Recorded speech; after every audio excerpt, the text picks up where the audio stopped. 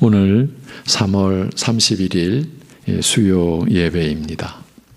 이제 기도 후 수요 예배의 말씀을 전해드리겠습니다. 영상으로 우리 교회 예배가 이렇게 녹화되어 여러분에게 제공이 되는데 인도하는 목회자도 이렇게 마스크를 쓰는 이 상황을 양해해 주시기를 바랍니다. 먼저 기도드리겠습니다. 우리의 생명이시며 소망이시고 위로의 주가 되시는 아버지 하나님, 우리의 생명과 우리의 모든 것이 하나님께로부터 왔음을 알게 하여 주시고 그 은혜를 날로 새롭게 깨달아갈 수 있도록 인도하여 주심을 감사합니다.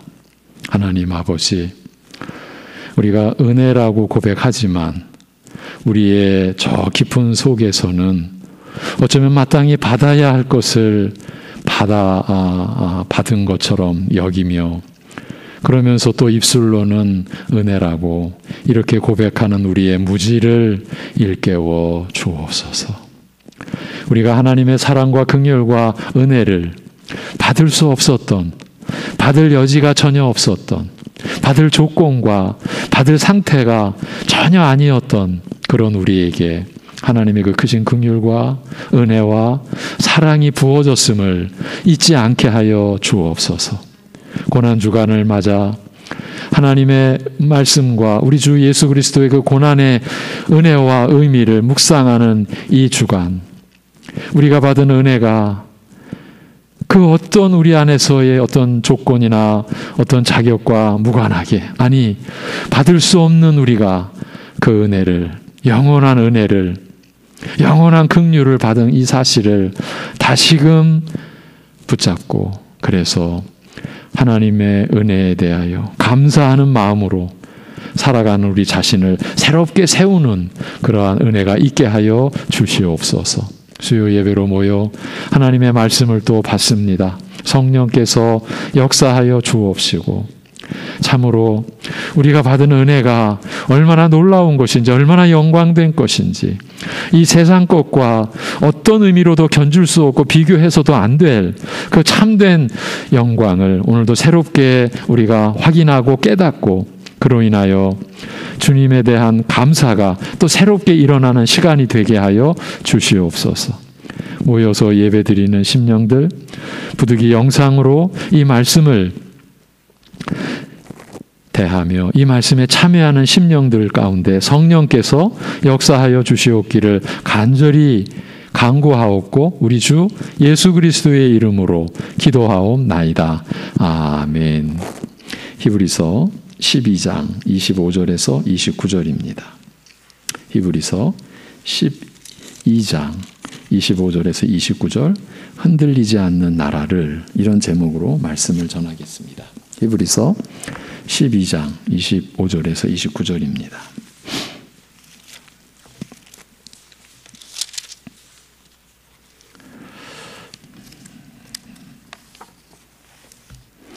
(25절에서 29절) 새 언약의 중보자이신 예수와 및 아벨의 피보다 더 나은 것을 말하는 죄송합니다. 이건 24절이네요. 25절. 너희는 삼가 말씀하신 일을 거역하지 말라. 땅에서 경고하신 일을 거역한 그들이 피하지 못하였거든 하물며 하늘로부터 경고하신 일을 배반하는 우리 일까 보냐. 그 때에는 그 소리가 땅을 진동하였거니와 이제는 약속하여 이르시되 내가 또 한 번 땅만 아니라 하늘도 진동하리라 하셨느니라. 이 또 한 번이라 하심은 진동하지 아니하는 것을 영존하게 하기 위하여 진동할 것들 곧 만드신 것들이 변동될 것을 나타내심이라. 그러므로 우리가 흔들리지 않는 나라를 받았은즉 은혜를 받자. 이로 말미암아 경건함과 두려움으로 하나님을 기쁘시게 섬길지니 우리 하나님은 소멸하는 불이심이라. 아멘.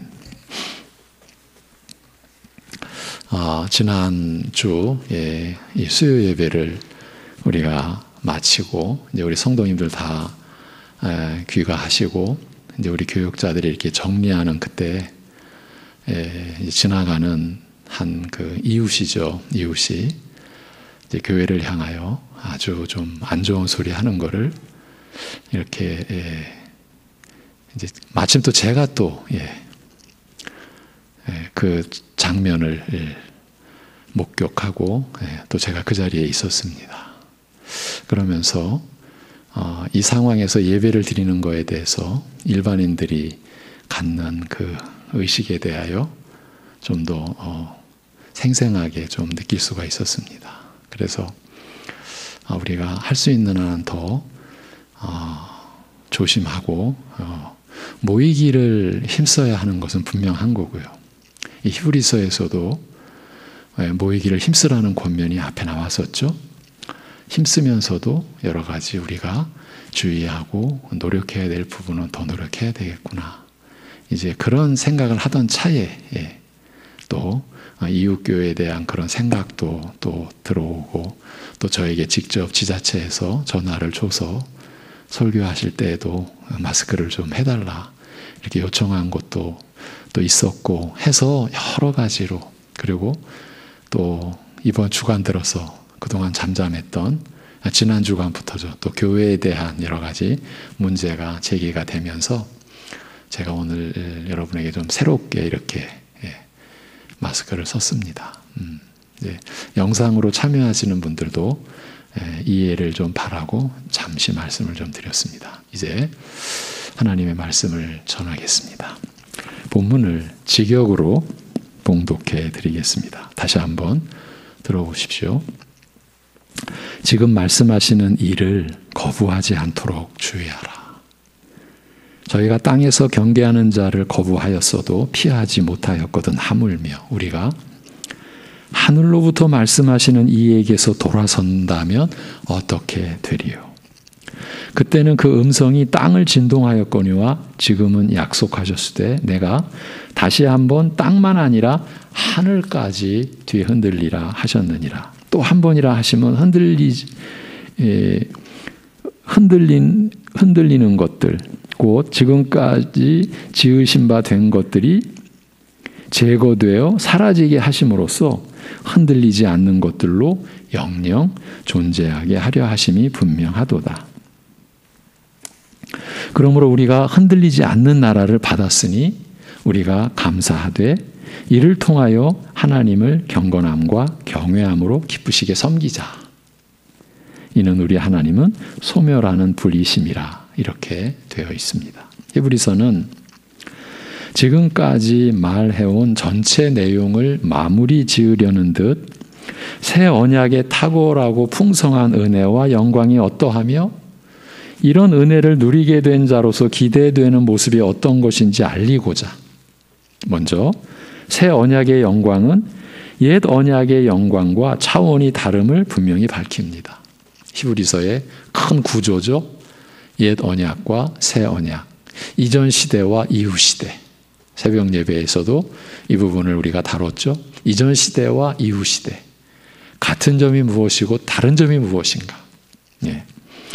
이것이 히브리서의 큰 구조입니다. 그러면서 옛 언약의 영광은 손으로 만져지는 것, 곧 육적 감각으로 경험할 수 있는 차원의 것이었으나 그리고 이런 차원의 영광만으로도 백성은 두려워 더 이상 말씀하지 마실 것을 구하였고 그래서 모세에게 하나님으로 말씀하지 마시게 하소서. 당신이 말씀하소서. 그만큼 두려웠던 거죠.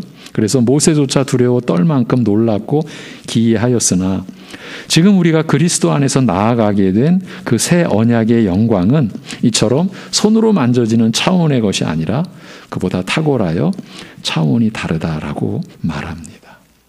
우리가 지금 속하게 된 그 새 언약의 영광, 이 영광의 탁월함을 우리에게 알려주는 겁니다. 우리가 이러한 그 깨달음의 자리로 들어가야 됩니다.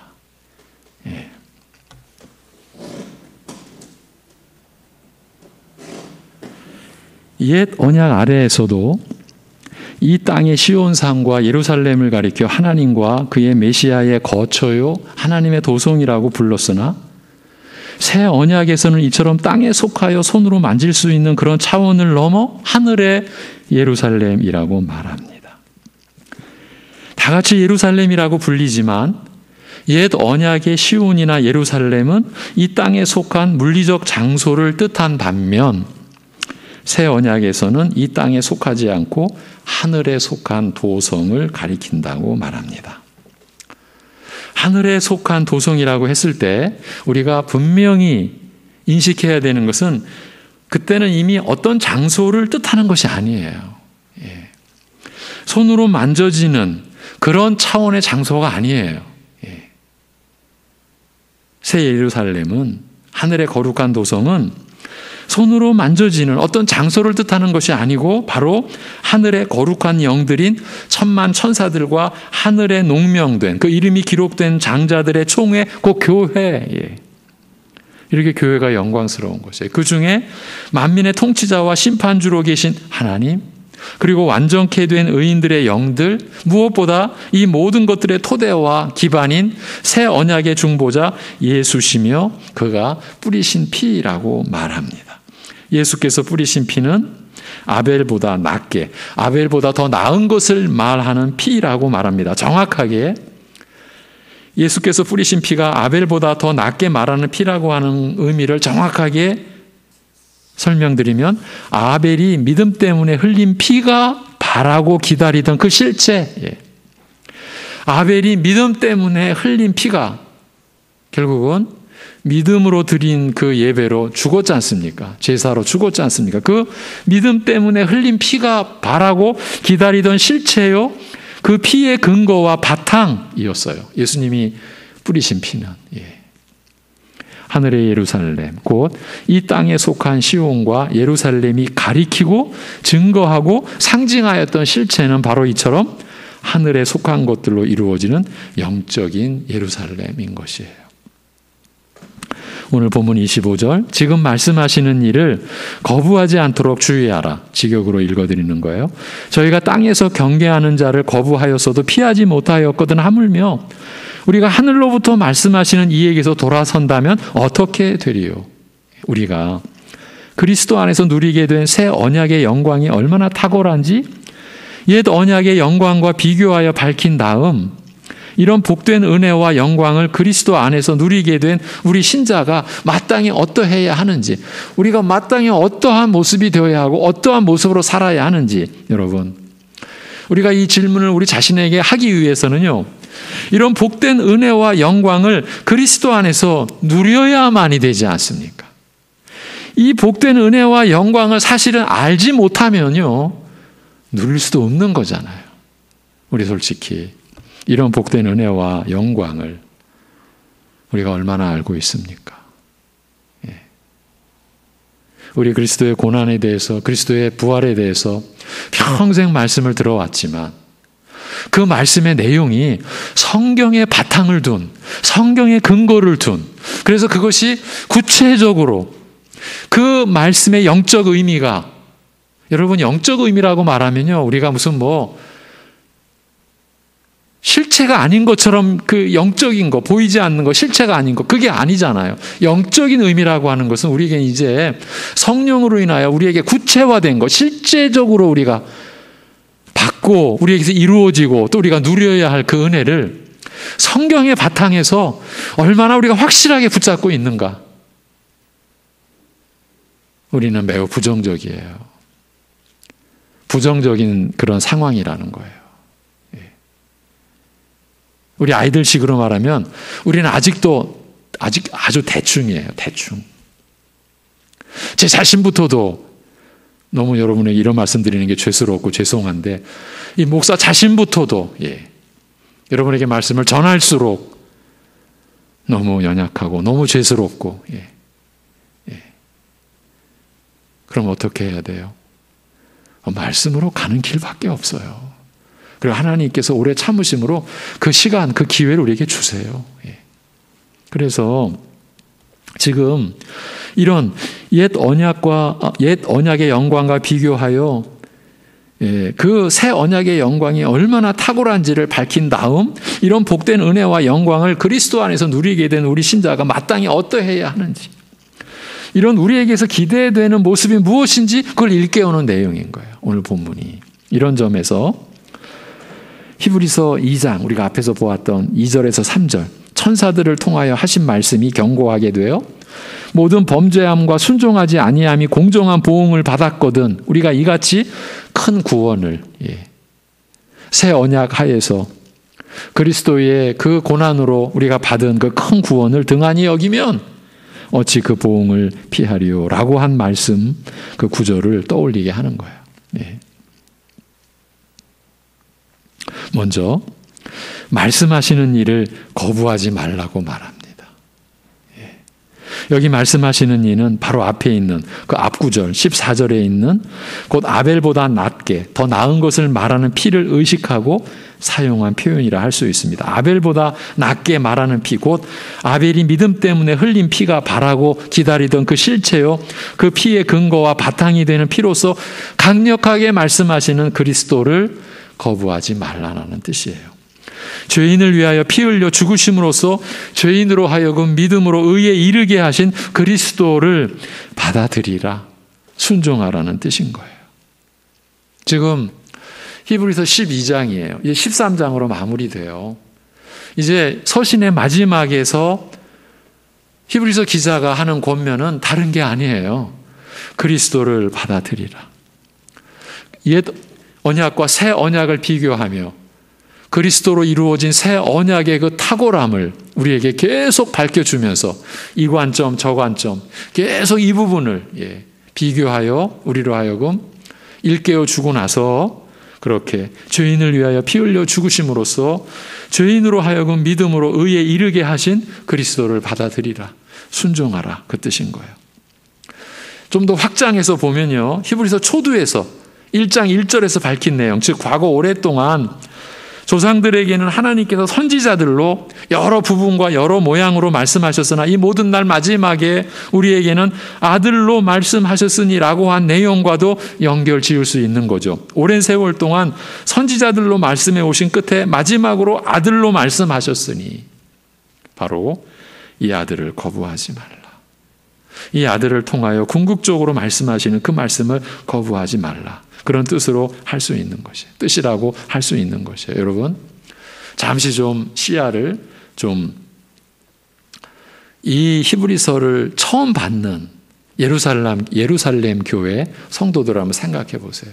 사방이 지금 유대교, 자기들과 같은 혈육, 아브라함의 혈육적으로는 동족인 유대인들, 그들은 지금 그리스도를 괴수로, 그리스도를 십자가에 못 박아 죽인 사람들이에요.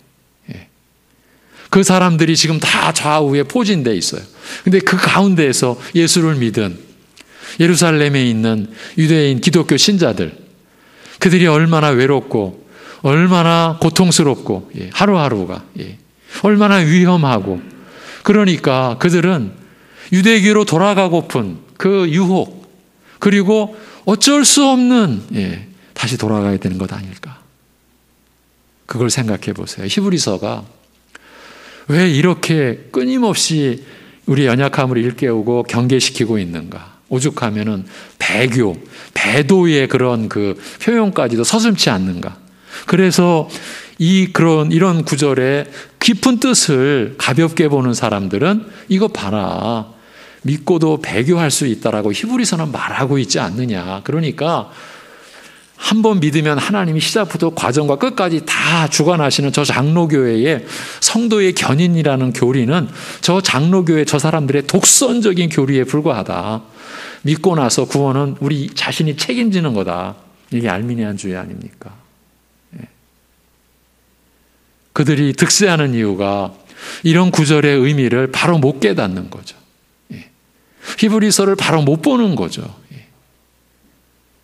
우리는 이 점을 염두에 둬야 돼요. 그래서 히브리서 6장과 히브리서 10장이 우리 이 개혁주의 장로교회, 개혁주의 장로교라는 게 이런 뜻이에요. 종교개혁을 통해서 하나님께서 열어주신, 깨닫게 해주신 이 진리의 복음, 그 복음의 그 진리를 붙들고 있는 교회를 가리키는 거거든요. 그런 교회를 무참히 공격하는 거예요.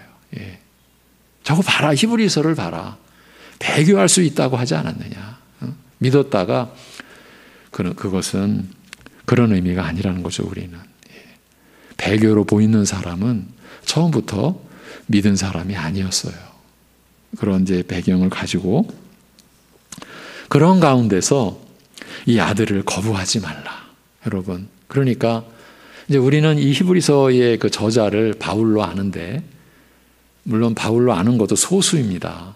대부분의 신학자들이나 교회들은 그렇게 저자 미상이에요. 예. 한번 말씀을 드렸죠. 가장 최근에 이 바울 서신에 이 두루마기가 발견이 됐는데 로마서 다음에 히브리서가 들어가 있는 거예요. 깜짝 놀란 거죠. 사실은 신학자들이. 그리고 그런 상황에서 이러한 신학적 그 체계를 갖출 수 있는 사람이 누구였겠느냐.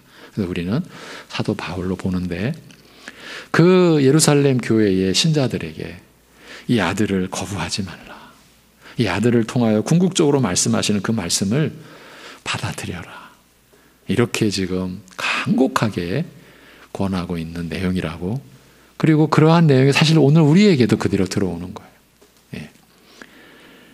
25절, 저희가 땅에서 경계하는 일을 거부하였어도 피하지 못하였거든 하물며 우리가 하늘로부터 말씀하시는 이에게도 돌아선다면 어떻게 되리요. 예. 땅에서 경계하는 이와 하늘로부터 경계하시는 일을 거부하는 일의 심각함을 비교하는 내용이죠. 예.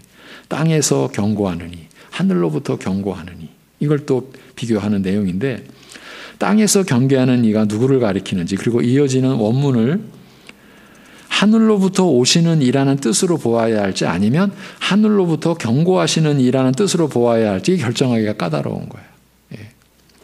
땅에서 경계하는 이의 경우 지금 옛 언약과 새 언약을 비교 대조하는 맥락에서 언급된 만큼 옛 언약에서 그 경계하는 역할을 하였던 모세로 보는 것이 적합할 것입니다. 시내산 아래 멀리 떨어진 곳에 서서 지켜보고 있는 백성에게 하나님께서 직접 음성으로 말씀하신 것을 두고 비록 사람이 들을 수 있는 음성으로 말씀하셨으나 여전히 하늘로부터 말씀하신 것으로 출애굽기 20장에서 적고 있는 만큼, 예, 하늘로부터 말씀하신 것으로 기록했어요. 그리고 그런 만큼 땅에서 경계하신 일로 보기 어렵고, 더욱이 하나님의 음성을 직접 듣는 것을 두려워하여 모세를 통하여 말씀해달라는 백성의 요청 역시 이를 뒷받침하는 것으로 보여서 지금 그 땅에서 경계하는 이는 모세로 보는 것이 적합하다라는 거죠. 그리고 하늘로부터 오신 이, 다르게 말하면 하늘로부터 경고하시는 이로 해석이 갈릴 수 있는 부분은, 하늘로부터 오신 이라고 본다면 이건 이제 다 원문으로 보는 거예요. 하늘로부터 오신 이라고 볼 경우에는 그리스도를 가리킨다라고 보죠. 그런데 하늘로부터 경고하시는 이, 경계하시는 이라고 볼 때는 그리스도 또는 하나님을 가리키는 것으로 볼 수 있을 것입니다. 근데 이런 경우는 우리 신자들에게, 여러분들에게는 직접적으로 접하기는 어렵지 않습니까? 이런 경우를 제가 다 다루지는 않았어요. 일부분 이렇게 말씀을 드리는 것은 어떤 의미냐 하면, 그만큼 말씀에 대한 접근, 말씀에 대한 이 해석과 풀이가 그만큼 쉽지 않다. 이제 그런 하나의 예를 들어 드리는 거예요. 그래서 그 하늘로부터 경고하시는 분은 하늘로부터 오시는 분이라고도 할 수가 있기 때문에 그리스도로 볼지 하나님 아버지로 볼지 이게 참 까다로운데, 바로 앞에서 말씀하시는 이가 그리스도를 가리킴으로 일관성을 위해서는 그리스도로 보는 것이 나을 것이다. 이렇게 보는 거죠. 그러나 이 히브리서 12장 25절과 앞에서 읽어드렸던 히브리서 2장 2, 3절의 내용이 매우 비슷한 점을 고려하면 조금 더 달리 볼 수 있어요. 이렇게 성경은 의미가 풍성한 거예요. 히브리서 2장 2, 3절은 천사들을 통하여 말하여진 말씀과 주 곧 아들을 통하여 말씀되기 시작한 구원의 말씀을 비교하고 있으나 두 경우 다 히브리서 2장에서는 하나님께서 말씀하신 것으로, 즉 하나님께서 천사들을 통하여 그리고 아들을 통하여 각각 말씀하신 것으로 기록하고 있어요. 이 경우 땅에서 경고하시는 이는 하나님께서 땅 차원의 것으로 말씀하신 걸 뜻한다고 보고, 하늘로부터 말씀하시는 이는 하나님께서 아들을 통하여 이 땅에 속하지 않은 하늘에 속한 것으로 말씀하시는 것을 뜻하는 것을 이렇게 볼 수 있어요. 이런 해석은 손으로 만져지는 것, 곧 땅 차원의 것과 하늘의 것을 비교하는 앞의 내용과 잘 이렇게 부합하고 연결되는 장점이 있어요. 그래서 다만 이 경우 일관성을 유지하기 위해 바로 앞에 나오는 말씀하시는 이 역시 그리스도로 보지 않고 하나님으로 보는 것이 타당할 것 같습니다. 그럼에도 앞서 그리스도를 가리키는 것으로 보고 해석한 내용을 그대로 적용하는 데는 아무 문제가 없습니다. 왜냐하면 하나님께서 하늘에 속한 것으로 말씀하신 것은 바로 아들을 통하여 말씀하신 것이므로 실질적으로 차이가 없기 때문입니다. 더 나아가서 천사들을 통하여 말씀하신 것은 바로 모세를 통하여 주신 율법을 가리키며 결국 옛 언약과 새 언약의 차이를 말하고자 하는 만큼 두 가지 해석에 근본적인 차이가 있는 것은 아니라고 할 수 있어요. 지금 꽤 좀 시간을 들여서 말씀드린 것은 결국은 하늘로부터 경고하시는 분, 이분이 그리스도시냐 하나님이시냐, 이 풀이를 이렇게 신학자들이나 또 설교자들은 고민하게 된다. 그래서 히브리서 2장도 보고 12장도 서로 비교해 보면서 그렇게 볼 때 어떤 관점에서 볼 때는 그리스도로 그렇게 볼 수도 있지만 또 다른 관점에서는 하나님 아버지로 그렇게 볼 수도 있다. 이제 이러한 고민들을 신학자들이나 설교자들은 끊임없이 하고 있다. 그 정도로 좀 이해하시면 되겠습니다. 근본 취지는 하나님께서 하늘로부터, 즉 하늘의 것으로 말씀하신 것을 거부하지 말라. 달리 말하면 하나님께서 아들을 통하여 말씀하신 것, 그가 흘리신 피로 강력하게 말씀하시는 것을 거부하지 말고 믿음으로 받아들이라, 이건 거예요. 우리가 이런 개념에 이렇게 조금이라도 이렇게 접하게 되면요, 우리 기독교가 이 땅의 것, 사람들이 만든 종교의 차원이 아니라고 하는 것, 이런 점에 대한 이해를 가져야 되는 거예요.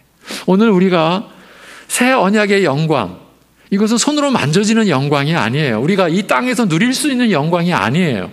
그런 차원을 우리가 떠나야 돼요. 벗어야 돼요. 그래서 하늘에 속한 그 영광을 우리가 느낄 수 있어야 돼요.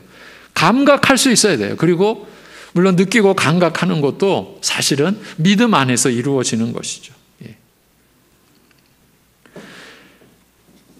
하나님께서 아들을 통하여 말씀하신 것, 그가 흘리신 피로 강력하게 말씀하시는 것을 거부하지 말고 믿음으로 받아들이라는 것이에요. 옛 언약의 연약한 것으로 말씀하신 것을 거부하여서도 그 책임을 피하지 못하였거늘 아들을 통하여 하늘의 것으로 말씀하신 복음의 은혜를 거부할 경우 그 책임이 얼마나 엄중할 것인지 일깨우는 말씀이에요. 경계의 요지 또는 핵심이 아들과 아들을 통하여 말씀하신 것을 거부하거나 거기에서 돌아서지 말라라는 것이라는 점에 주목할 필요가 있어요. 그리스도와 그의 복음에 대한 믿음을 지킬 것을 부탁하면서 이것에서 떠나 배도하는 일의 심각함을 일깨우고 경계하는 말씀인 것이에요. 히브리서 전체의 설명과 권면의 요지가 이것이에요. 그리스도와 그의 복음에 대한 믿음을 지킬 것, 여기서 떠나지 말라. 오늘 우리가 이 말씀을 그대로 받아야 되는 거죠. 26절. 그때는 그 음성이 땅을 진동하였거니와 지금은 약속하셨으되 내가 다시 한 번뿐만 아니라 하늘까지 뒤흔들리라 하셨느니라. 27절. 또 한 번이라 하시면 흔들리는 것들, 그 지금까지 지으신 바 된 것들이 제거되어 사라지게 하심으로써 흔들리지 않는 것들로 영영 존재하게 하려 하심이 분명하도다. 그러므로 우리가 흔들리지 않는 나라를 받았으니, 우리가 받은 하나님 나라, 흑암의 권세에 갇혀 있었던 우리를 사랑하는 그의 아들의 나라로 하나님께서 옮기셨다고 했잖아요. 그 나라가 여기 히브리서 12장에서는 흔들리지 않는 나라, 이런 흔들리지 않는 나라를 받았으니 우리가 감사하되 이를 통하여 하나님을 경건함과 경외함으로 기쁘시게 섬기자, 이렇게 말씀하고 있어요. 이는 우리 하나님은 소멸하는 불이십니다. 이 부분은 다음 시간에 좀 이어질 거예요. 오늘은 간략하게 이제 마무리하고 말씀을 맺을 겁니다. 옛 언약에서는 그 음성이, 즉 하나님께서 시내산에서 말씀하시는 영광과 능력이 땅을 뒤흔들었으나, 그래서 백성들이 하나님으로 말씀하지 말게 하소서, 모세 보고 그랬죠. 모세여 당신이 말씀하소서, 하나님으로도 하시지 말게 하소서. 그 시내산에서 하나님께서 말씀하시는 영광과 능력이 땅을 뒤흔들었어요. 그러나 새 언약에서는 땅뿐 아니라 하늘까지 뒤흔들리게 될 것을 약속하셨다라고 말합니다. 그 영광과 권능이 땅 차원에 그치는 것이 아니라 하늘 차원에 이르기까지 근본적인 변화를 초래할 것을 알리는 말씀이에요. 하늘에까지 그 영광과 권능이 근본적인 변화를 일으킬 것이다. 그걸 일러주는 말씀이에요. 물론 그리스도의 죽음과 부활 승천으로 말미암아 이런 근본적인 변화가 시작되었으나 지금 우리가 그 근본적인 변화가 시작된 가운데 살고 있어요. 그러나 아직 그 완성에 이르지는 못하였으므로 지금까지 지으신 바 된 것들, 영원한 것이 아니에요. 언젠가 불타 없어질 현 창조, 첫 창조, 언젠가 불타 없어질 현 창조, 첫 창조, 이런 뜻에서 흔들리는 불안한 것이라 할 수 있는 옛 창조가 완전히 제거되어 사라지고 흔들리지 않는 견고한 것들이 영원히 존재하게 될 것이라고 말합니다. 이것이 하나님의 경륜이에요. 하나님의 이 창조의 경륜, 역사의 경륜인 거죠. 신자들만이 믿음으로 알고 있는 거죠. 우리는 이러한 시대의 이 방향과 경향과 흐름을 우리는 말씀을 통해서 믿음으로 알고서 우리는 살아가는 거죠. 이러한 그 지식이 우리 안에서 계속 생각되어지고 묵상되어져서 이것이 우리의 삶을 바쳐야 돼요. 우리의 모습을 보자고요. 이러한 하나님의 역사의 경륜에 대한 말씀, 이런 것은 현실적으로 직접적으로 우리의 삶과 연관이 없다라는 인식이 강하잖아요. 좀 지나치게 나아가면 이런 말씀은 아예 상관이 없다? 관심도 둘 이유가 없다? 여기까지도 갈지도 몰라요. 이게 우리의 지금 형편이 아닌가 싶어요. 저런 말씀이 우리가 무슨 상관이 있어? 그만큼 우리의 믿음이 약한 거죠. 믿음의 토대가 약한 거예요. 늘 흔들리는 거예요. 우리는 흔들리지 않는 나라를 받았는데 우리의 삶의 실체는 그 나라에 속한 자인데도 늘 흔들리는 거예요. 흔들리는 근본 이유 중에 하나, 이러한 말씀에 대한 지식의 부족이에요. 죄송하지만 제가 목회자니까 제 얘기를 하는 거죠. 바로 가르치질 못했고, 여러분의 입장에서는 바로 배우려고도 하지 않으셨고, 누구의 책임이라고 말하기에는 어려울 지경. 물론 제 입장에서는 목회자들의 책임이 우선이다라고 말을 하죠. 그러나 여러분의 입장에서는 저는 목회자를 따랐을 뿐입니다라고 말할 수 없어요. 왜냐하면 성경이 여러분의 것이기 때문에. 목회자들은 여러분을 위해 하나님에 의하여 세워진 사역자들이기 때문에. 그래서 바울 사도가 그 유명한 고린도전서 1, 2, 3장을 마무리해 가면서 하나님 나라의 질서를 정해놔요. 그 질서를 정할 때 사도인 우리들이 고린도 교회, 그 문제 많은 고린도 교회 성도들의 것이다 이렇게 얘기해요. 사역자의 입장에서 당신들이 우리 것이야가 아니라 반대, 우리 사도들이 여러분의 것이다. 그리고 여러분은 그리스도의 것이다. 이렇게 그 질서를 정해놔요.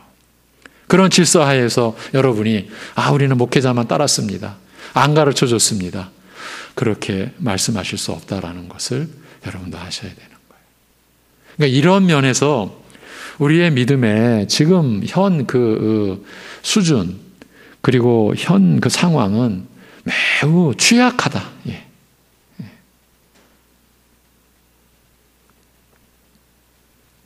이런 점에서 그래서 이번 주 그 고난주간 새벽 예배의 말씀도 그런 어떤 근본적인 차원에서 접근하는 내용이어서 첫날 그거였잖아요. 장차 올 세상, 흔들리지 않는 나라, 히브리서 2장을 가지고 출발했잖아요. 장차올 세상, 거기는 흔들리지 않는 나라잖아요. 그 나라를 지금 우리가 무엇으로 바라볼 수 있어요? 그 장차올 세상을 우리가 확신할 수 있는 근거가 뭐예요? 뭡니까? 상상입니까? 무슨 은혜입니까? 그렇게 애매한 것이 아니에요. 그리스도의 고난과 죽으심이, 그리고 부활하심이 장차올 세상에 대한 근거예요. 그러니까 우리는 우리의 영원한 그 내세라고 말하는데, 내세는 좀 일반적인 표현이잖아요. 우리의 영원한 하나님 나라의 그 소망은 오직 예수 그리스도의 그 고난, 죽으심, 부활하심이 우리에게 확보해 주는, 근거해 주는 거예요. 그 보장해 주는 거예요. 어떻게 그걸 믿냐? 그리스도의 죽으심과 부활하심으로 우리는 믿는다.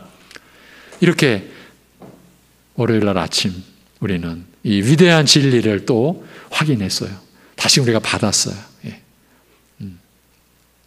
그리스도의 죽으심과 부활하심이 우리의 장차올 세상, 이 흔들리지 않는 나라의 보장이요, 또 그 근거가 되어 주시는 거예요. 그 바탕, 토대가 되어 주시는 거예요. 그래서 우리는 그리스도와 그의 십자가에 못 박히신 것만 알기로, 제가 화요일 날 이런 기도를 했어요. 정말 저의 간절한 기도였어요. 아버지, 우리 송내중앙교회 우리 가족들이 바울 사도의 그 신앙 고백, 오직 그리스도와 그의 십자가에 못 박히신 것만 알기로 작정했다라고 하는 그 고백 속에 우리 모두가 들어가게 해 주시옵소서. 우리의 삶이 다 거기로 모아지게 해 주시옵소서. 그리고 오늘 히브리서 12장에서는 그러한 은혜를 받아들이고 그리스도의 말씀을 받아들이고 떠나지 말라. 떠나지 말라. 그 믿음을 지켜라. 그 말씀이시는 거잖아요. 지금 그 새 언약 하에서, 새 언약이라고 하는 그리스도의 죽으심과 부활하심으로, 그래서 오늘 아침인가요? 옛시대와 이 시대, 옛 언약과 새 언약을 가르는 기준이 뭐라고 그랬어요? 그리스도의 죽으심과 부활이라고 그랬죠. 이 이전 시대와 이후 시대의 이 참 간단치 않은 복잡한 미묘한 관계, 같다가도 다르고 다르다고 하다가도 같은 이 미묘한 관계를, 그러면 왜 그러면 하나님께서는 이 이전 시대와 이후 시대를 나누고 계시느냐? 그 나누는 차이, 그 나누는 그 기준은 뭐냐? 오직 예수 그리스도의 죽으심과 부활하심이라는 거죠. 우리가 그 점을 확인했잖아요. 그렇게 해서 이루어진 이 새 언약 하에서는 땅뿐만이 아니라 하늘까지 뒤흔들게 될 것을 약속하셨다. 그 영광과 권능이 땅 차원에 그치는 것이 아니라 하늘 차원에 이르기까지 근본적인 변화를 초래할 것을 알리는 말씀이라. 이렇게 하면서 바로 우리가 그리스도를 믿음으로 받은 하나님의 나라가 이처럼 흔들리지 않는 견고한 나라, 영원한 나라이며 우리가 이러한 나라를 받았으니 감사하자, 이렇게 권하는 거예요. 감사하자. 우리의 감사의 차원이 여기까지 미쳐야 되는 거예요. 우리가 살아가면서 소소하게 감사함을 느끼는 거, 그것도 소중한 거예요. 결국 그것도 작은 게 아니에요. 그런데 그 감사의 깊이가 여기까지 들어가야 되는 거예요. 우리가 이런 나라를 받았으니, 우리가 흔들리지 않는 나라를 받았다라는 얘기는 우리의 생애가 영원히 보장된다라는 거잖아요. 지금 우리의 육신의 연약한 삶의 이 한계와, 그리고 지금 우리가 연약함으로 인해서 받는 고통과 어려움과 상관없이 우리는 흔들리지 않는 나라를 받았다. 그렇다고 해서 그러면 지금 우리 주님은 우리의 지금의 삶은 별로 관심이 없구나. 지금의 삶의 연약함과 그로 인한 고통과 아픔은 상관하지 않고 그냥 영원한 하나님 나라 장차올 그 나라만 우리에게 약속하셨구나 라고 보시면 안 되죠. 화요일 날 어제 우리의 대제사장, 우리를 체휼하시는 하나님, 우리의 연약함을 도우시는 하나님, 우리의 죄로 인해 죽으신, 그래서 우리의 죄로 인해 임하게 될 하나님의 진노를 그치게 하신 그 은혜뿐만이 아니라, 여러분, 진노를 그치게 하신 은혜를 기억하셔요.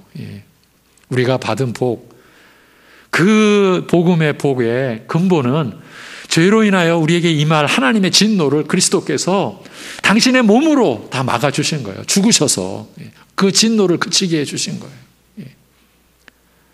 그리고 나서 그것만이 아니라 그리스도께서 사람이 되신 이유는 모든 것을 우리와 같이 시험을 받으신 이로되 죄가 없으시고 그래서 우리의 연약함을 도우신다고 한 거예요. 그 연약함을 도우신다라고 하는 그 연약함은 뭡니까? 오늘 여러분의 현실의 삶. 그래서 때를 따라 돕는 은혜를 받기 위하여 은혜의 보좌 앞으로 가자, 나아가자 이렇게 말씀하잖아요. 오늘의 우리의 삶을 하나님은 상관하지 않는다고요? 그렇게 우리가 하나님을 알면 안 되죠.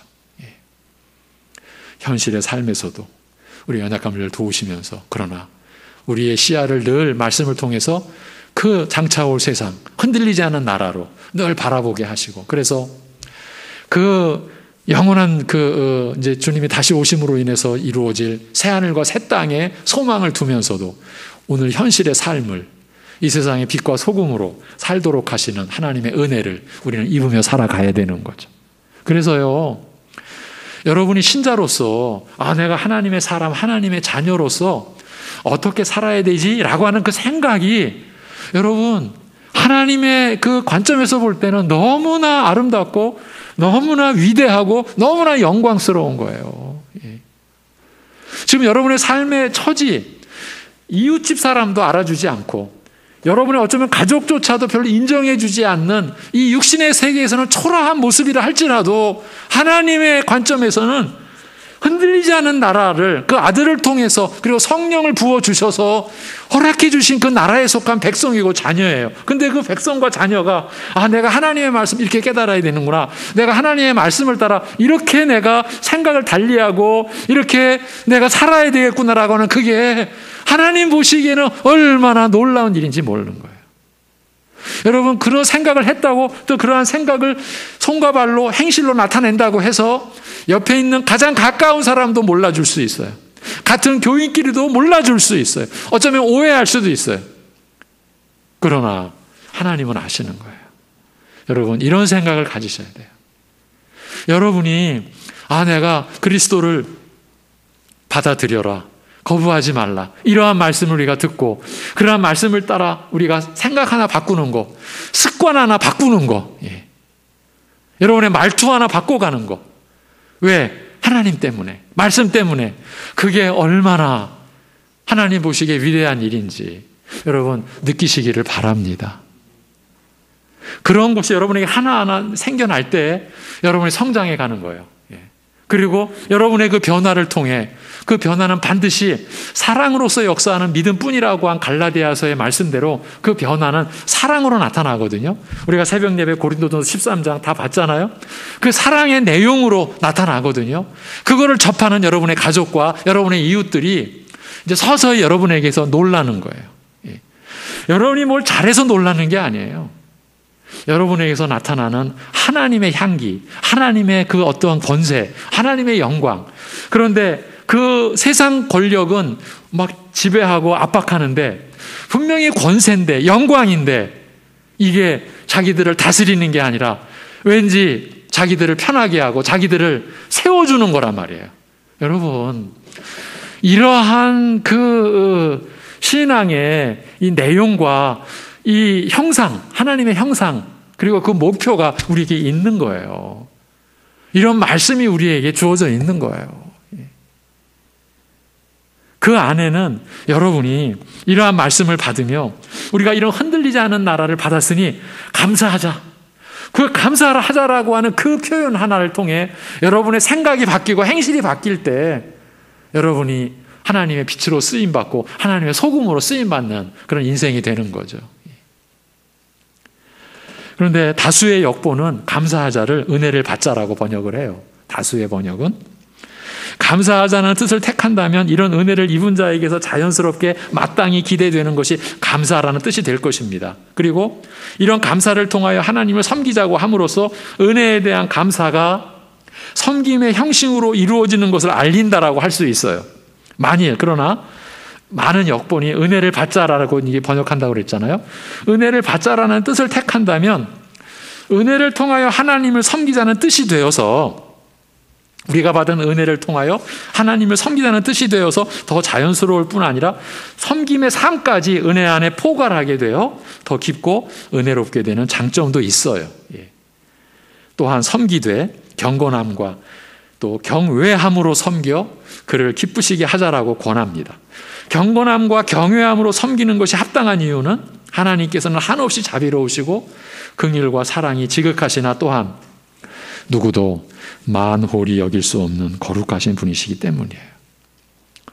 그 책임을 물어 소멸하시는 분이라고 말합니다. 나답과 아비후, 유명한 사건이죠.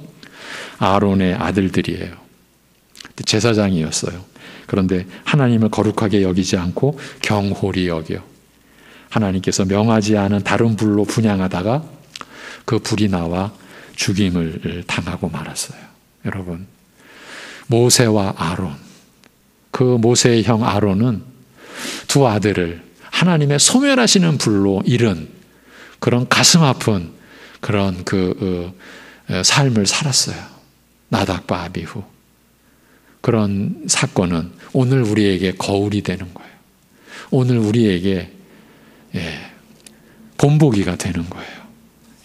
거룩한 성소에서 하나님을 섬기는 제사장의 직분에 세움받은 자로서 지극히 거룩한 섬김의 직무, 곧 분향으로 섬기는 일을 가벼이 여겼다가 바로 그 일로 죽임을 당한 것이에요. 다음 시간에 이 뒷부분은 좀 더 살펴가도록 하겠습니다. 기도하겠습니다. 하나님 아버지,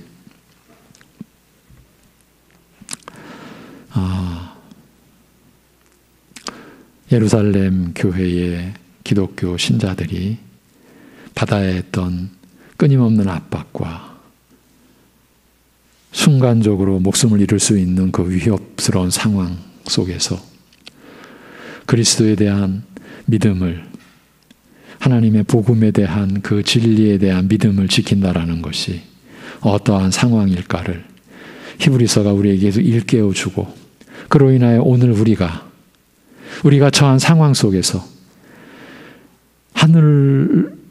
하늘의 그 복음, 그 아들을 통하여 말씀하신 그 하나님의 말씀, 그 복음을, 그리고 아들이 피 흘려 죽으심으로써 우리로 하여금 믿음으로 의롭게 하신 그 복음을 우리가 어떻게 여기고 어떠한 자세와 어떤 중심으로 받아서 사는지를 일깨워 주시는 말씀 앞에 오늘 우리가 또 섰습니다.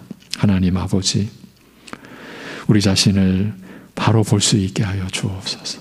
히브리서가 이상하리 말치 우리 연약함을 경계하고 우리로 하여금 그 타락할 수 있는 그 가능성과 그 연약함을 끊임없이 일깨워주고 우리를 경고하고 우리를 경계시키는 이런 하나님의 뜻을 우리가 가벼이 여기지 말고 그야말로 경건함과 경외함으로 하나님을 섬기는 중심으로 이 말씀을 받을 수 있게 하여 주시옵소서. 참 이 어려운 시대에 우리가 이렇게 모여서 예배드릴 수 있는 자체가 얼마나 귀한지를 깨닫도록 하신 이 기회 속에서 우리가 하나님의 말씀을 우리의 생명보다 더 귀한 것으로 여길 수 있는 그러한 마음의 회복이, 그러한 믿음의 회복이 우리 안에 일어날 수 있게 하여 주옵시고, 우리의 이 삶과 소망과 모든 것을 그리스도에 걸고 그리스도의 그 죽으심과 부활의 그 은혜 위에 우리 자신을 세우고 다른 것으로 인하여 우리 자신을 세우려고 하는 지금까지의 그 욕심과 어리석음에서 우리가 회개하고 돌이켜 오직 그리스도 위에서 우리 자신을 세워가는 믿음의 사람, 하나님의 자녀들로 굳건히 세워질 수 있게 하여 주옵소서. 현실 속에서, 병상 속에서, 또는 여러 가지 경제적 또는 사회적 그 아픔과 관계 속에서 신음하고 고통하는 심령들을 주여 붙잡아 주시옵시고, 우리의 대제사장 되신 예수 그리스도를 붙잡고 때를 따라 돕는 은혜와 긍휼히 여겨주심을 받기 위하여 은혜의 보좌로 담대히 나아가는, 그렇게 나아갈 때에 우리는 이미 흔들리지 않는 나라를 받았다라고 하는 사실, 그래야 우리가 하나님께 나아갈 때 감사함으로 모든 것을 아뢰므로 인하여 모든 염려를 주께 맡길 수 있는 믿음의 역사가 나타날 수 있게 하여 주시옵소서. 우리 어르신들을 이 어려운 데 지켜 주시옵시고 우리 자녀들을 주님 보호하여 주실 때에 참으로 우리 자녀들의 성장이 세상 것, 육신적인 것 성장에 필요한 부분이 있지만 무엇보다도 믿음이 성장하는, 말씀으로 성장하는, 그래서 하늘의 소망을 둔, 그래서 그리스도와 친구된 우리 자녀들로 성장해가는 그 소망을 우리 교회가 잃지 않고 결코 소홀히 하지 않고 그렇게 우리 교회 학교가 자라가고 우리 자녀들이 자라갈 수 있는 교회 되게 인도하여 주옵소서. 예수님의 이름으로 기도하옵나이다. 아멘.